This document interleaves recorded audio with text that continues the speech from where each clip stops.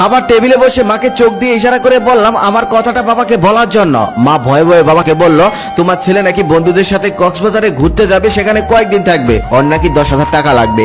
বাবা আমার দিকে তাকিয়ে বলল, কবে যাবে? আমি বললাম 5 দিন পর। বাবা তখন বলল, আচ্ছা ঠিক আছে, আমি 3 দিনের জন্য একটা কাজে বাইরে যাব, এই 3 দিন তুই একটু দোকানে বস, আমি ফিরে এসে তোকে টাকা দেই। আমি খুশি হয়ে বললাম, আচ্ছা ঠিক আছে, কোনো সমস্যা নেই, এই 3 দিন আমি দোকানে বসবো, তুমি তোমার কাজ সেরে আসো। পরের দিন আমি সকালে দোকানে চলে গেলাম। আমাদের ছোট্ট একটি দোকান আছে, কাপড়ের দোকান, সেখানে 2 জন কর্মচারীও আছে। আগে অনেকবার দোকানে গিয়েছি, তবে কখনোই দোকানে বসা হয়নি। দোকানে আমার এই প্রথম বসা। দোকানে আমার কাজ হলো কোন মাল কত টাকা দিয়ে কেনা আর কত টাকা বিক্রি করা সেটা লিখে রাখা, আর কাস্টমার আসলে কাপড় দেখানো। তারপর সেই কর্মচারীরা আমাকে কাজকর্ম বুঝিয়ে দিচ্ছিল। ঠিক সেই সময় সকাল সকাল একজন কাস্টমার আসলো।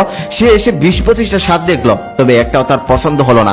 অবশেষে সে চলে গেল। আমি বিরক্ত হয়ে কাপড়গুলো গোছাচ্ছিলাম, তখন একজন কর্মচারী এসে বলল, ভাইয়া বিরক্ত হলে চলবে না, সবসময় হাসি মুখে থাকতে হবে। কিছু কিছু কাস্টমার এসে দোকানের সমস্ত কাপড় দেখে ফেলবে, তবে একটাও নিবে না, কিচ্ছু করার নেই, তারপরেও হাসি মুখে থাকতে হবে। তার কিছুক্ষণ পর আরেকটা ছেলে আসলো।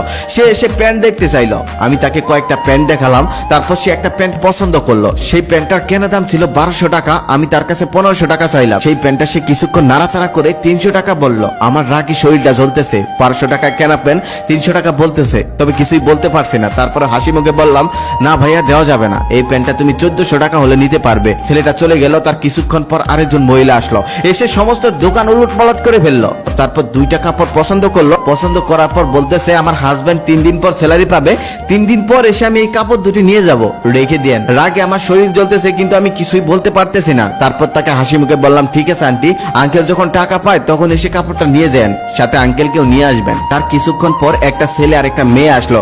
দেখেই মনে হচ্ছিল তারা গার্লফ্রেন্ড বয়ফ্রেন্ড। এসে অনেক ভাব দেখাচ্ছিল। এক কর্মচারীকে বলল, তোদের দোকানের সব থেকে ভালো কাপড় চোপড় গুলো আমাকে দেখা। তারপর সে অনেকগুলো কাপড় চোপড় দেখালো। অনেকগুলো কাপড় চোপড় দেখার পর সে বলল, তোদের দোকানে আর ভালো কোনো কাপড় নেই? কর্মচারী তখন বলল, না ভাইয়া, আমাদের দোকানে এর থেকে ভালো কাপড় চোপড় আর নেই। তখন সে বিরক্ত হয়ে বলল, দূর, ফকির নিয়ে একটা দোকানে এসেছি, শুধু শুধু সময় নষ্ট করলাম। তখন আর সহ্য করতে পারলাম না, মুখ ফুটে বলেই ফেললাম, ভাইয়া আপনি তো বড় লোকের পোলা, তাহলে এখানে কেন এসেছেন? আপনি তো যাবেন যমুনা ফিউচার পার্ক কিংবা বসুন্ধরা সিটিতে, এখানে এসে কেন সময় নষ্ট করছিলেন? তখন আমাদের দুজনের মধ্যে কথা কাটাকাটি হচ্ছিল। ঠিক সেই সময় আমাদের এক কর্মচারী তার কাছে মাপ চেয়ে বলল, ভাইয়া প্লিজ আপনি চলে যান। তারপর ছেলেটা চলে গেল। তারপর কর্মচারী আমাকে এসে বলল, ভাইয়া এমনটা করা যাবে না, আমরা দোকানদার, আপনি তো প্রথম এসেছেন তাই জানেন না, প্রতিদিন কত রকমের কাস্টমার আসে, কত মানুষ কত কথা বলে, সেগুলো আমাদের সহ্য করতে হয়, হজম করে নিতে হয়, শুনেও না শোনার ভান করতে হয়, কিছু করার নেই, আমরা দোকানদার। ওই যে কথায় আছে না, খদ্দের লক্ষ্মী দোকানদার পেঁচা। তারপর সারাদিন দোকান করে আমি একটা হিসাব করে দেখলাম, সমস্ত খরচ বাদ দিয়ে আমি মাত্র ইনকাম করেছি মাত্র 800 টাকা। এভাবেই 3 দিন দোকান করলাম। 3 দিন দোকান করার পর হিসাব করে দেখলাম 3 দিনের সমস্ত খরচ বাদ দিয়ে আমি মাত্র ইনকাম করেছি 5000 টাকারও কম। আবার এই 3 দিনে আমি যে কষ্টটা করেছি, আমার জীবনে আমি এত কষ্ট করিনি, এত মানুষের কথা শুনিনি, কখনোই এত মানুষ আমাকে অবহেলা করতে পারেনি। তারপর সে রাতে আমি ঘরে শুয়ে শুয়ে মোবাইল টিপছিলাম। ঠিক সেই সময় বাবা আমার পাশে এসে বলল, এই নিয়ে তোর 10,000 টাকা। আমি তখন বাবাকে বললাম, বাবা কিসের টাকা? তখন বাবা আমাকে বলল, কেন, তুই না বন্ধুদের সাথে কক্সবাজারে ঘুরতে যাবি, সেখানে না টাকা লাগবে? তখন আমি বললাম, না বাবা, আমি ঘুরতে যাব না।